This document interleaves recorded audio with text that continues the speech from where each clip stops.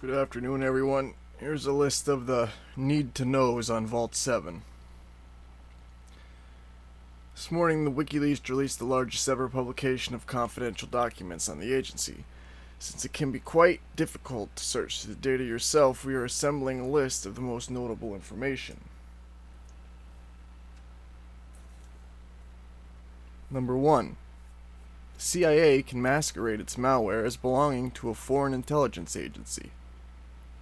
So, that basically means they can act as a foreign government and code their software and their malware and their Trojans and all their spyware. They can set the codes to look as though they're coming from, the Russians or the Chinese or whomever they want. So anybody that detected them would think it was basically that foreign government that was hacking them, so they could perpetrate another government through their hacking and basically put the blame on a scapegoat. 2. The CIA stole hacking malware from the Russian Federation for their own use. This coincides with the first one. The CIA is hacking everyone, including US citizens. Obviously. 4. Every microphone and webcam is remote controllable.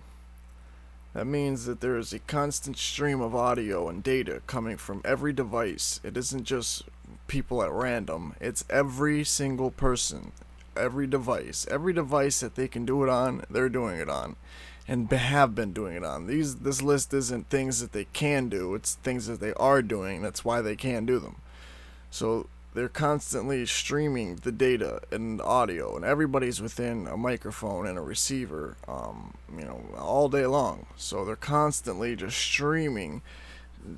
Just how they have like Dragon, the natural speaking software that learn linguistics and dialect and everything. They're constantly streaming your conversations, picking up and detecting keywords, and zeroing in on that conversation, and it's going through a server and being data crunched and going into different algorithms, and it's just a massive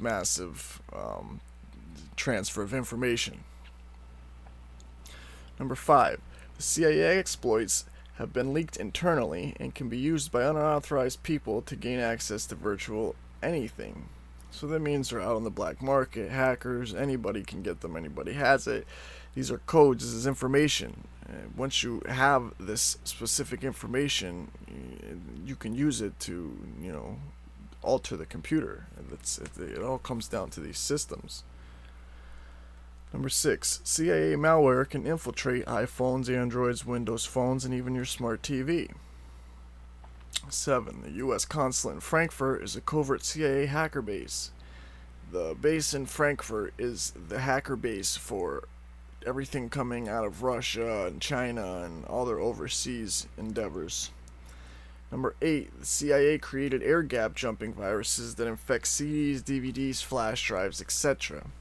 So that means when you get your new Blu-ray DVD and you pop it in, it has a little code inside of it, a little code that you can't even recognize. It's probably a couple sequences that basically upload itself into your smart TV or your device, and basically record all their bugs. That's what it's talking about. It's a spying device. They turn your own devices against you. The IE is being turned against us. The AI or whatever. Okay, so number 8, or number 9. The CIA created malware that specifically evaded certain antivirus programs. Number 10. The CIA can hack cars for undetectable assassinations. Driving down the road and your car just goes haywire, and that's the end of that. Number 11. CIA malware can infiltrate your Mac OS and Windows computers. It means anybody could get it. Number 12. CIA malware infiltrates your smartphone to read messages on encrypted apps before you send them. So that means you ain't blocking nothing, and there's no hiding it. CIA malware can infiltrate Linux and routers. Number 14, the CIA was supposed to reveal major vulnerabilities, but instead hoarded them for their own use. Number 15, Notepad++, a popular text editor, has a DLL hijack. Number 16, the CIA steals saved passwords from Internet Explorer. So that means when it says click to remember your password every time you log into any site, yeah, they're taking all those too. Number 17, CIA can bypass Windows user account control. That means if you got your computer set up, all in your name and your Gmail and all of your things are registered to your accounts and hooked to your phone, and when you log into your computer, if your login is hooked to your email, they've got everything about you. Number 18, the CIA has Android malware that makes Android phones bulky spy on Wi-Fi networks around them. So that means once you've got it, if your neighbors don't have it, they do now, because this is attaching to Wi-Fi. So it's just going from signal to signal as far out as they can push it, which is across the globe. So it's just a constantly pulsating wave of just feeding on our information and our current in this this alters, this is our thinking. This is like our brain decoded. So all of our information as it's coming in, all of our thoughts, all of our words, all of our conversations, everything. That's how WebBot works. It picks out the algorithms in certain keywords, and that's how it's able to determine what's going to happen, because it's the consciousness of the human race that we're uploading into these computers.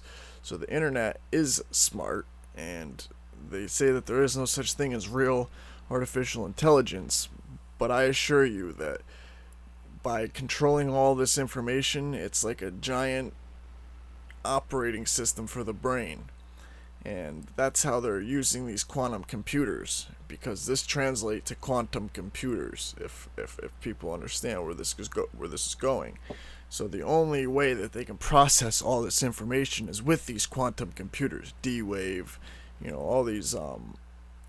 They have two of them actually. There isn't even all of them. There's two that we know of. I'm sure there's 2 or 3 that are off the books, but there's 2 that we know of. And this in combination with CERN, you can imagine the type of power that we're talking about to generate, within this computer simulation that we live in, which is frequency. So, if people, overlooked the importance of this, I hope I, helped you understand a little bit better, just with my brief, synopsis of what this is.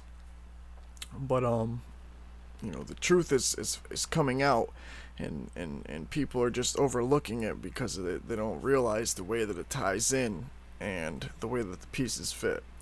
So this is basically telling you the process of how the parasite is feeding on our information and on our consciousness. This is letting you know that the parasite is embedded in the system and just sucking all of our information and all of our thoughts and everything. So it is real, and it is happening, and the truth is being revealed before our eyes. So this is an amazing discovery. We're claiming a discovery. It's just an amazing release that Wikileaks has put out there again.